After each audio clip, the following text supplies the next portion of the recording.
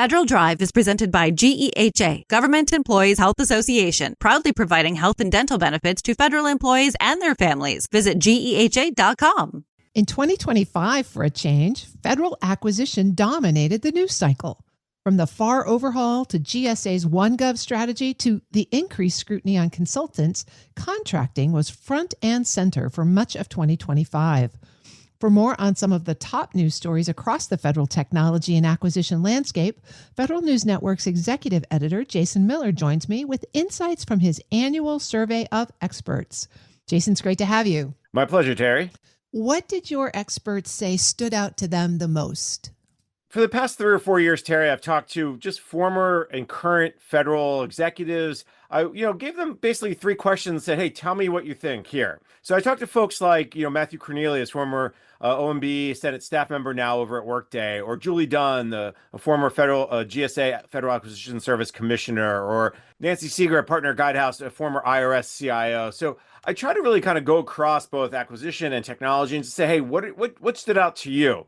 And one things that a lot of folks told me was they really focused on this OneGov strategy as an example, or they focused on things like the FAR rewrite and FedRAMP 20X, and how all this is impacting not just the agencies, but the broader community. And I think time and again, folks were saying, hey, we know OneGov is just starting, so they'll be really interested to see how that kind of continues to play out. But they believe that these 15 OneGov deals have really started to change the market. And that's really stood out to them as, for instance, as an acquisition topic for 2025. Another one that kind of came up time and again is no surprise, artificial intelligence. But not, hey, let's use AI, hey, agentic AI, or hey, generative AI, but the management of artificial intelligence tools and capabilities. A lot of folks like Jonathan Albom said, 2025 was the year of agencies moving beyond the AI pilot program and into large-scale deployment. Other folks talked about this idea of AI and measuring and monitoring the governance side of it. Just a few tidbits here and there about where folks saw some of the big news stories in 2025 around IT and acquisition. Were there any areas that they saw some unexpected or surprising progress across the acquisition or IT community? Melvin Brown, the former OPM Deputy Chief Information Officer, really hit the nail on the head when he talked about FedRAMP and how FedRAMP really changed the process. Their 20X pilots, FedRAMP just announced they're moving into phase 2 in early 2026. But for 2025, this was really something that the pilot really pushed out there to really say, hey, we can do this differently, right? This idea of automated validation over security for security instead of paperwork. I think that was one thing that came up. Another one that came up time and again, I thought, was obviously the FAR overhaul, but just how much progress actually it made to really change the way people looked at buying and selling to the government. I think that again, was something that I think folks were more surprised by. And one funny one I'll give credit to is Michael Darius. He's a former State Department senior procurement executive. He's now over at George Mason University with the Baroni Center for Government Contracting. And he said, listen, this may be a little self-serving. Maybe I'm a little biased because I was at the State Department, but he was really impressed by the state's Evolve program. This is their big multi-award contract for IT services. He goes, listen, we started this in December 2022. It was a huge, complex program, a lot of technical, a lot of contract changes that we tried. And it really got through the process, and it's out the door and awarded.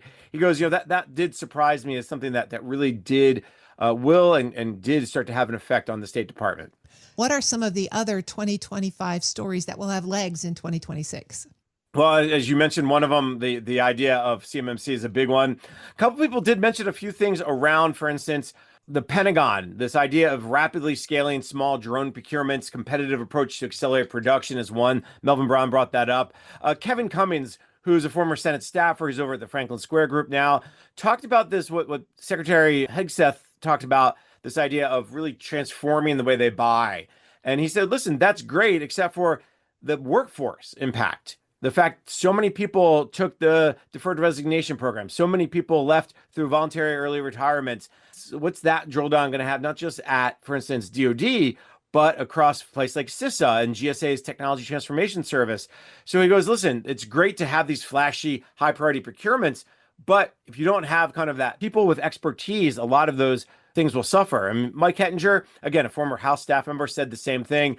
The budget related cuts, the personnel cuts, the result of DOGE. Again, that's going to be a big challenge for a lot of agencies that he will be looking at closely. And then I think the last piece I'll just mention is something that didn't come up is around this idea of governance of AI. Again, going back to the AI discussion previously, okay, we have to deal with the data piece. Jonathan Album, former USDA CIO, now over at ServiceNow, talked about eliminating these data silos, duplicative data collection. That's something that the president's management agenda really focused on. How's that going to come into play in 2026 that got started really in 2025? I want to go back to the workforce issues. There's a lot of concern with all of these changes that they're trying to change a culture, but they haven't really thought about training yet for this new workforce. Did your experts weigh in on that? A lot of what folks said was, right, the FAR overhaul was the first step. Let's get it down on paper, so to speak. Let's start to see where the changes were. And if you look at what OFPP and what the FAR Council did was they put something out there and they said, okay, did this go too far? Did this not meet the needs we expected it to meet? Let's relook at it. So you're starting to see some of that come into play today. I think the training piece is really key. I was just at a conference recently where where Jeff Kosis, the senior procurement executive at GSA, did a fireside chat, and he really emphasized this idea of culture change, because that's what really we're talking about here, Terry. We're not talking about words on a paper or a change on your computer screen, but how do people take what the new FAR overhaul is proposing and put that into action? And I think there's a lot of focus on that in 2026 and beyond around the Federal Acquisition Institute and Defense Acquisition University, which I think they're changing the name to as well. But they're starting to make these changes to say, okay, how do we make sure people know what they are and can put them in place? Because it's not enough just to rewrite the policy. Jason, you follow this topic so closely. Is there anything that stood out to you that your experts didn't mention? Yeah, they covered the ground really well. And I had to put some thoughts into this to go, okay, what didn't they mention? And every time I thought, well, this, something they did mention that. But I'll highlight the one thing that has stood out to me is the turnover in federal agency CIOs. By my last count, nearly 85% of the CFO Act agency CIOs are new. Now, you say, well, that turnover, it happens. It's not surprising that a change of administration. But Terry, in all my years of covering this, I don't think I've ever seen such unprecedented turnover at this level of CIOs. Now, why CIOs versus chief acquisition officer versus CHCOs? And we can really say across the board, the CXO level. These are the folks that really drive the change, drive policy change, drive the initiatives, say, hey, we are going to use a consolidated contract from GSA, or we will have our own.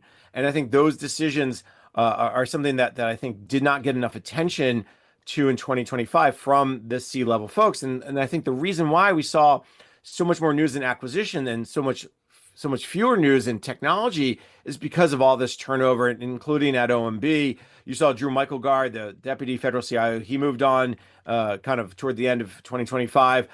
Greg Barbaccia, the new federal CIO, has been there for almost the entire year, but he's, I think, getting more comfortable in that role. And I think, I wouldn't be surprised to hear more from him. And then same thing with a lot of the new agency level CIOs. A good example is the NASA CIO, Jeff Seaton. I just found out is leaving as well at the end of 2025. So that's another one that, again, someone who's been in government, understand how government works, understand where the buttons they can press to make progress on certain initiatives. When you lose that institutional knowledge, that really does have a downward effect of slowing down a lot of progress that these folks can make and should be making. Jason, I really appreciate the look back. So thanks for walking us through it. Always my pleasure, Terry. That's Federal News Network's executive editor, Jason Miller. You can find his story at federalnewsnetwork.com.